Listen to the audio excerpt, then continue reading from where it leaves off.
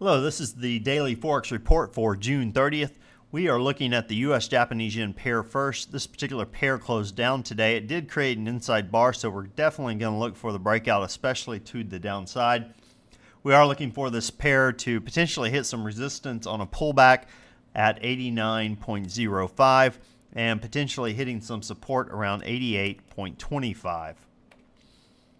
Now, the Euro-USD pair, this particular pair moved higher today, did close up. Overall, this pair is moving sideways, definitely has a slight bias to the downside currently.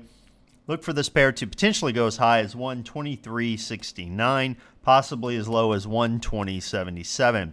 Look for some resistance around 123.05, and look for some support around 121.50. Now, looking at the pound US dollar pair, this pair closed lower during today's session, or for today's session rather. Still, if you draw some trend lines, still above that, hadn't quite broken through it as of yet. Still looking for it to move to the upside. Look for it to potentially go as high as 151.49, possibly as low as 148.31. Look for some resistance around 150.10, and look for some support around 148.50. Now, switching to the US Swiss, this pair continues to move to the downside, continues to make new lows. Look for it to continue that trend. We are looking for this pair, if we do get a pullback, to move as high as 10921, possibly as low as 10695.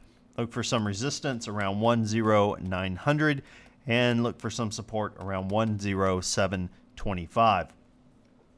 Now, as far as news announcements go, we do not have any significant news being released for tomorrow.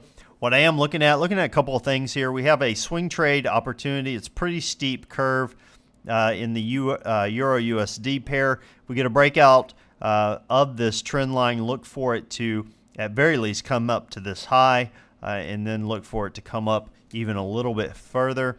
I do anticipate it grabbing those 30 pips, though, or so. On the break of that trend line, coming back up to this session, the previous session's high. Now, the New Zealand US dollar pair, this particular pair we have has been moving to the downside over the past couple of sessions.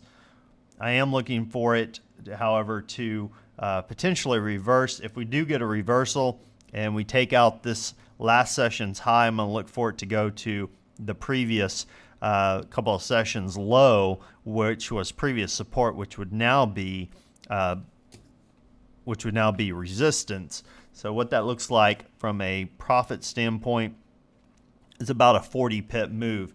Now, we have a similar setup in the Australian US pair, and this one's a little bit tighter, but nonetheless, I do believe that we will. If it goes, we'll see that 30 pips or so go really, really quick if we get a reversal. So look for a potential reversal in this pair. Well, that about wraps us up for today. Until next time, this is Jason Fielder. Good trading.